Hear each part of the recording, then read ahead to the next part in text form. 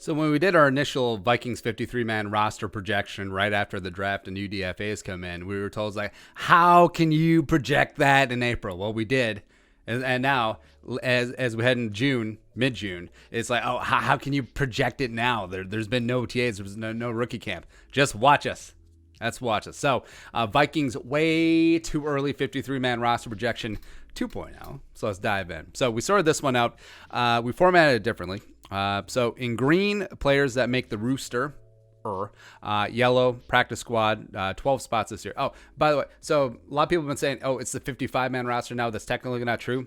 53-man roster, 12-man practice squads increase from 10, as well as you can rotate in 2 practice squad players to quote-unquote active roster duty. So you can put them on, so it's technically, I guess, 55, but they do revert back to the practice squad. So they're not technically permanently part of the 55, so hence still called 53, hence and then red is just gone. You go. So starting out the quarterbacks, I think they carry 2 again.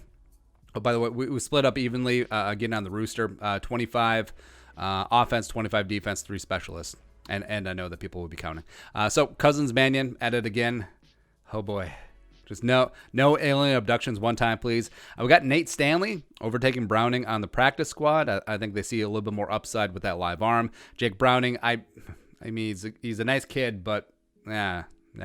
Running back wise, so exactly what you would expect. Dalvin, Madison, Abdullah, Mike Boone, CJ Ham, as well as Tony Brooke James, scat back from Oregon, UDFA in 2019 last year. I think he gets on the practice squad, especially with Dalvin's future potentially up in the air. Having more options at running back is never a bad thing.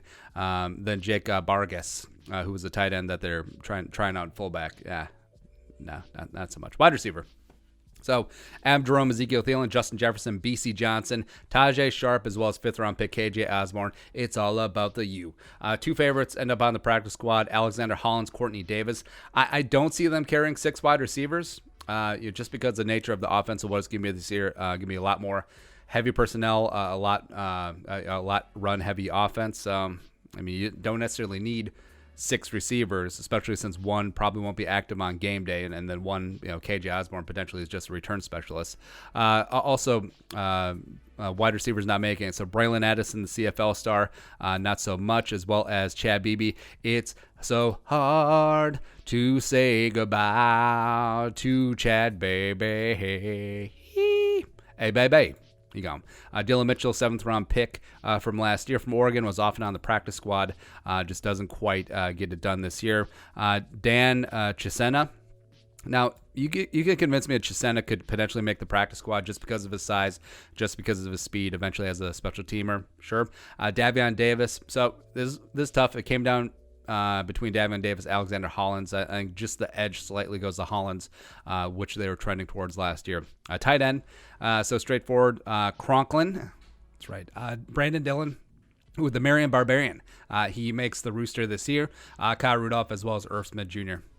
Only tight end who doesn't make it is Nakia Griffin-Stewart, the UDFA that they signed after the draft. Offensive line.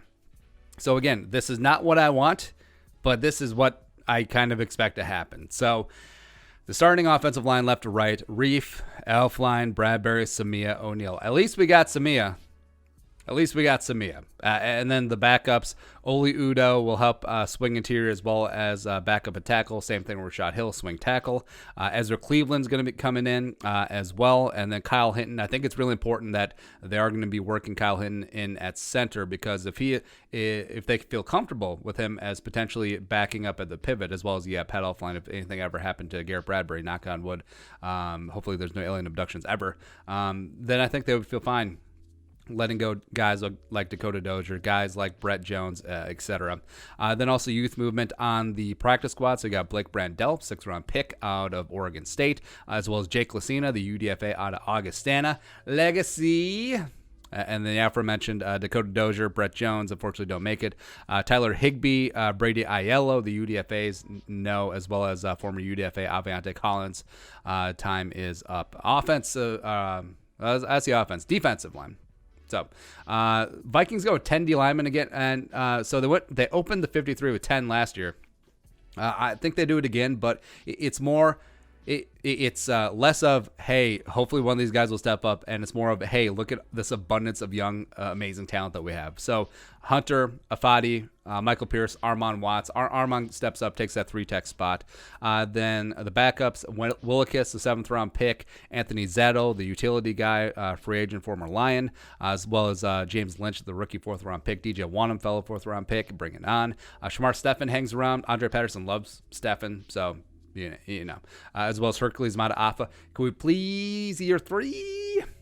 Get it? Yeah. 2 practice squad defensive linemen. So Stacey Keeley, he's like 6'10" edge rusher. Just have him be all-time field goal block dude, and I'll be fine. As well as David Moab, the UDFA nose tackle out of Boise State.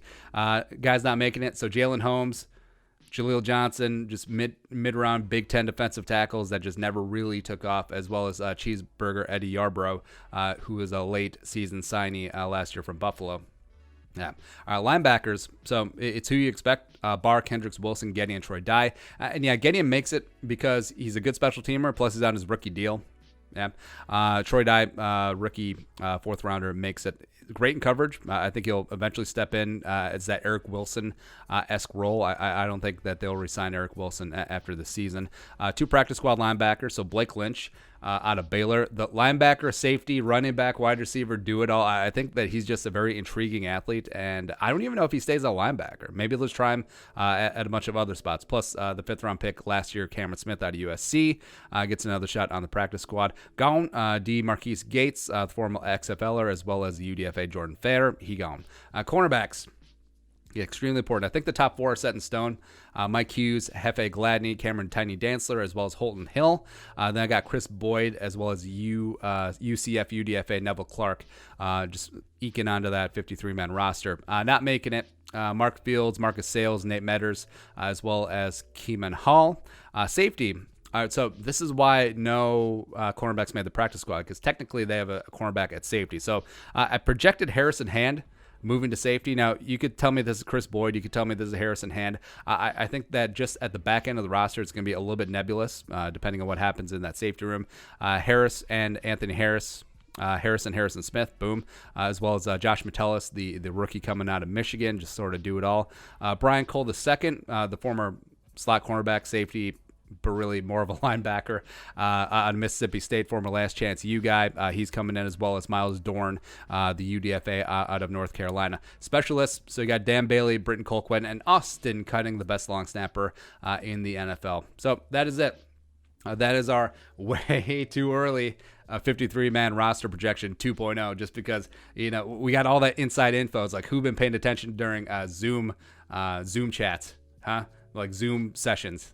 It's really important. But what are your thoughts? What do you like? What don't you like on our projections? Let us know in the comment section below. Subscribe for daily Vikings takes. You want to support the work? Pull us on the Venmo. Plus give us a follow on social media as well. But until next time, Skol, production value.